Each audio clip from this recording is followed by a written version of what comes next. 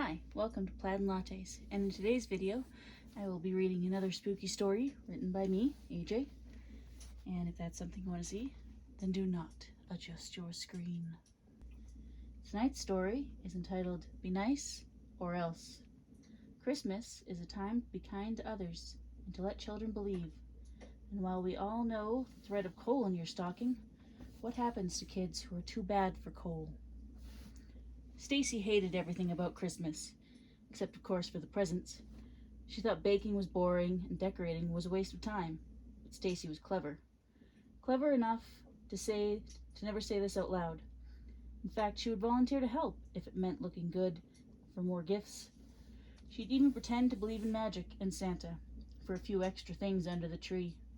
This tactic worked from parents to friends and especially grandparents. Everyone bought the fake smile. Everyone but her cousin Annie. Unlike Stacy, Annie loved Christmas and all the tidings that went with it. Annie loved baking and taking tins of goodies to friends and neighbors. She would save half her allowance all year to buy presents and small stocking treats for her parents, since they were too old for Santa to give them any. Stacy at 8 thought her cousin, only a year younger than her, to be an annoying source of competition for her grandparents' affection. Stacy was often snide and cruel, but would always put on the charm around the holidays. This year, she had decided that a great gift for Annie would be a dose of reality. After all, it might even make her more tolerable. Every year on Christmas Eve, while their parents were out running errands and wrapping, Stacy and Annie would go to Santa's village with the grandparents. "This is going to be so much fun. I can't wait to see Santa," Stacy smiled as they walked in. Annie rolled her eyes. "Really? Last year you said it was boring." "Last year I was in a bad mood, but this year I have a good feeling." Stacy could barely contain her grin. "Okay, ladies, we'll be right here having hot chocolate while you two go and play. Just don't forget to ask Santa for what you want," Grandpa winked. The girls took off, and Annie decided to ask Stacy what she was up to. "Why do you want to be here? You hate Christmas." "Well, this year I've decided to give you a special gift, and this is the perfect spot for it." Stacy led the way to the elves only zone, with Annie nervously trailing behind her. "We aren't supposed to be here. If we get in trouble at Santa's village, we might never get gifts again." "Oh, I wouldn't worry about old Santy. I'm sure he's the forgiving sort," Stacy laughed. She saw the door, the best door in this whole waste of space. "Now close your eyes. It's a surprise, and you can't look." Annie closed her eyes and let her older cousin lead her by the hand, hearing a door open. She asked, "What kind of gift is it?" which was only met with a giggle. "Hey, you're not supposed to be in here," a male voice shouted at the girls. Annie opened her eyes and saw what looked like a Santa factory, with fake beards, bellies, extra suits, and an angry half-changed Santa. Next to her, Stacy was laughing. "Sorry, sir. We were trying to find the bathroom." Looking at her cousin, Stacy continued, "Oh, I'm so sorry you had to find out about Santa not being real this way." The man stared at Annie, looking for the right thing to say, when she smiled. "Stacy, I know the real Santa isn't here. It's Christmas Eve. The man has a lot to do." "That's right, sweetheart," came a sweet elf's voice from the doorframe. "It's okay. I'll make sure these two get where they need to be," she smiled, led them down the hall. Walking past some doors, they stopped in front of a painting. The elf turned her head and winked at Annie, then pushed a tree ornament on the painting, and a door opened. "Figures the only thing in this place that's cool is where the kids aren't allowed to go." Stacy was going to continue, but when they stepped in the room, it was stunning. A beautiful fireplace, big red wing-back chairs, and a tree covered in ornaments. Once she stepped closer, Stacy realized the ornaments were all part of jewelry, necklaces and bracelets. "Oh, wow! Did we get one of these?" "Stacy, don't be rude." "I'm sorry." Stacy forgot her manners. "I'm Annie. What's your name?" The elf answered with a laugh.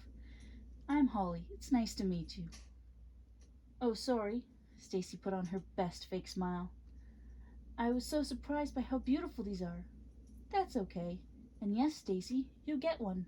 Holly said, going towards the tree to pick one. She noticed the sneer the older cousin gave. Annie, I have something different in mind for you. Oh, that's okay. Just being in this room is amazing. Stacy snorted. Don't I get to pick my own? Holly shook her head, looked for another second, and smiled. This one is perfect for you. In her hands was a small ornament on a gold ribbon. Here, I'll put it on. Oh, wow. This is just the one I would have chosen. Stacy turned around and stuck her tongue out. But as soon as the ribbon was tied around her neck, the expression on her face went from rude to kindly surprised.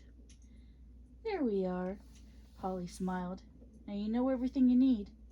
Stacy's head jerked up, a smile on her face. Oh, thank you. This is going to be amazing. Annie teetered and fell into the chair. What's going on? It's okay, Annie. I said I had something special for you. The girl nodded. Well, you get to spend Christmas with someone who appreciates it as much as you. I don't understand. Where's Stacy? Why is someone else wearing her face? Stacy's in the necklace. This is Allie, and she was like you, a sweet, kind-hearted girl whose last Christmas was stolen. I died from the flu, Allie interjected. But why is she Stacy? You know how bad kids get coal in their stocking? Holly asked. Annie nodded. Well, some kids are so bad, Santa decided they should miss Christmas. But so the rest of their family doesn't worry, he let someone like Allie have it instead. So Stacy's trapped in the ornament, like an ultimate timeout for Christmas. Yes, she can see and hear everything. The hope is that once Stacy realizes the only bad thing about Christmas is her, she'll change her ways. Well, if Santa thinks that's best, and she's okay, I guess it's okay. I knew you'd understand, and you'll have a great time with Allie. I'll stop in tomorrow night and check on everything. Allie and Annie exchanged smiles, then followed Holly out. I'll make sure that Stacy, how Annie winked, has the best Christmas. With a nod and a smile, the two headed off. The rest of Christmas Eve and Christmas Day was amazing. The whole family laughing and enjoying each other's company. All the adults were so happy that Stacy was being a true delight. As the day winded down, Annie and Allie sat in front of the fireplace. Allie was quietly telling Annie all about herself. Then from behind the tree, Holly popped her head out with a wink and was inside the ornament with Stacy. Finally, Stacy growled. I can't believe you let that girl have my Christmas. Holly shook her head. I was really hoping you'd have a different attitude. Well, you were wrong. Now switch me back, Stacy stomped her foot. No, I don't think so. You said you would. You have to. I said if you changed, I would. But I guess it's going to take some more time. You can't do this. My parents will figure it out. And Annie, she knows. She'll tell them. Allie has all your memories, and your parents are so happy to have a nice daughter, I don't think they'll question it. And Annie, well, once midnight strikes, she won't remember there was a switch.